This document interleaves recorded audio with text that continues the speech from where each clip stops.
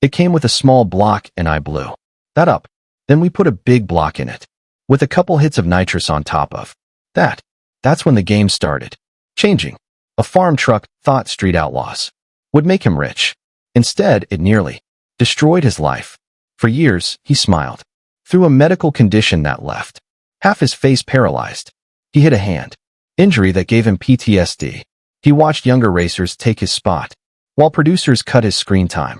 His own show got canceled. His merchandise sales dropped. At 59, the man who helped build a racing empire was being erased from it. The saddest part, he never saw it coming until it was too late. Sean Whitley was born on March 29, 1966, in Oklahoma City. From the very beginning, there was something intense and competitive about him. He was an Aries, and that energy would shape almost everything in his life. Aries people are known for being bold, fast, moving, and always pushing to be first. Sean was no exception. Now 58 years old, he's still chasing that same thrill. But his story didn't start with fame. It started with a flashlight in a truck that caught fire. When Sean was just 12, his dad's 1956 Ford pickup became the center of his world. But he wasn't driving it yet. Instead, he was standing in the middle of the road on Route 66, holding up a flashlight to start illegal street races. That truck had a dirt track racing motor, and it would literally catch fire at stop lights. It was loud, rough, and unpredictable, just like the races it helped launch. Sean watched his older brothers tear down the road in souped-up muscle cars while he stood dangerously close, learning everything. He became obsessed with how the gear shifter moved. He started to notice how small changes in handling or timing made all the difference. These moments shaped his instincts as a racer and a builder. His mother played her part, too. She let him learn to drive in her 1974 Dodge Dart. It wasn't flashy. It wasn't fast, but it was reliable. That car taught Sean something most racers never learn. You don't need to start with power to understand power. The Dart had a 225 cubic and slant 6 engine.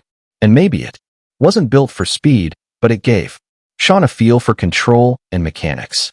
It taught him patience. It showed him that the outside doesn't always match the inside, and that lesson stuck with him.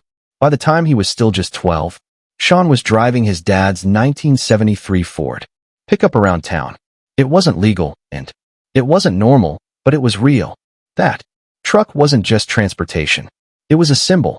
It tied Sean to his father, to the street, and to the idea that strength could come from what looked like weakness. Other kids his age were on bikes.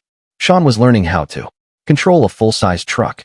He would later say that this old Ford pickup had more influence on him than any race car ever could.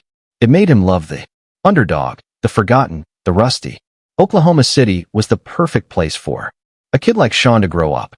The racing community there didn't have big budgets. They didn't have factory sponsors. What they had was grit. Everyone shared parts, tips, and stories. Sean learned how to make things work. If something broke, you fixed it. If something didn't fit, you made it fit. And most of all, if someone underestimated you, that was your edge. He developed a habit of complimenting other racers' shiny cars while keeping quiet about his own.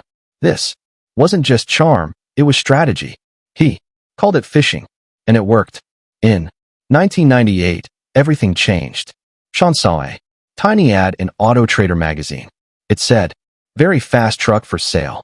No big description, no pictures, just those 5 words. He called, showed up, and saw a weathered 1970 Chevy C10. Most people would have walked away. It looked like junk, but Sean didn't care about looks. He saw potential. The truck had been modified before, and Sean realized this could be his foundation. This wasn't some wild $30,000 risk. It was a smart buy, a partially built race truck with hidden value. That truck would become known to the world as the farm truck. What makes the farm truck different is what Sean didn't change. He didn't sand it down. He didn't repaint it. He didn't try to make it look pretty. Instead, he kept the rust. He kept the dents. He even kept the old camper shell. But underneath, he built a monster. A heavily modified big block V8. Engine turned this clunky truck into a real threat. Sean had turned a joke into a weapon. The truck even had a Zuz license plate like it was asleep. But the moment it launched, the laughter stopped. People on the street underestimated it again and again. That was the point. The whole idea was to let people feel confident before wiping the smile off their face. Sean had mastered the art of the sleeper car, a vehicle that looks like nothing but hits, like everything. It wasn't just clever. It was psychological warfare. And it worked. Route 66 had taught him how to read people. It wasn't just about engines and tires. It was about behavior, confidence, timing. Sean knew when someone was bluffing. He could tell if they were nervous. That's what made him dangerous. He didn't just race the car. He raced the racer. His years standing in the middle of the street with a flashlight had trained him to notice everything. Sean never set out to be a star. He just loved racing. It started in Oklahoma City's underground scene where you had to earn respect one win at a time. That's where he met and the two clicked immediately. They didn't look like typical racers and they didn't act like them either. But together they had something real. They started gaining attention not because they had the flashiest cars, but because they never backed down and always brought something clever to the table. Their bond turned into something bigger when they began hosting races for regular people. These weren't pros with endless budgets. These were daily drivers, the kind you see on the street. Sean and then gave them a platform. They weren't just racing anymore. They were building a movement. That's what made Sean more than just a racer. He became someone people could look up to. His current net worth sits around $500,000. Every cent of that came from turning raw street passion into something sustainable. Everything changed in 2013. That's when Discovery Channel launched Street Outlaws. Sean wasn't chasing fame. He already had a name in his city. But when the casting call came, he went in holding the 10th spot on a list that ranked the fastest racers. That made him the wall new racers had to climb to join the list.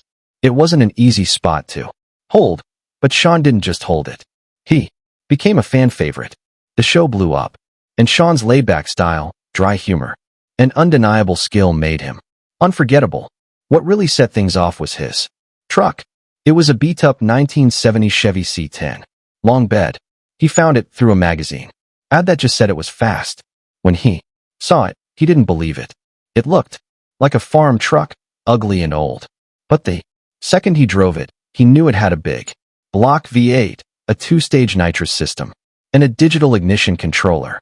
It was hiding fire under rust. It could run the quarter mile in 10.7 seconds. That's the kind of speed that usually costs 10 times as much. Even better, his dog, Louise, was always in the passenger seat. People love that. A man, his dog, and a truck that could blow your doors off. That's what made him a legend. In that first season of Street Outlaws, Sean was the gatekeeper.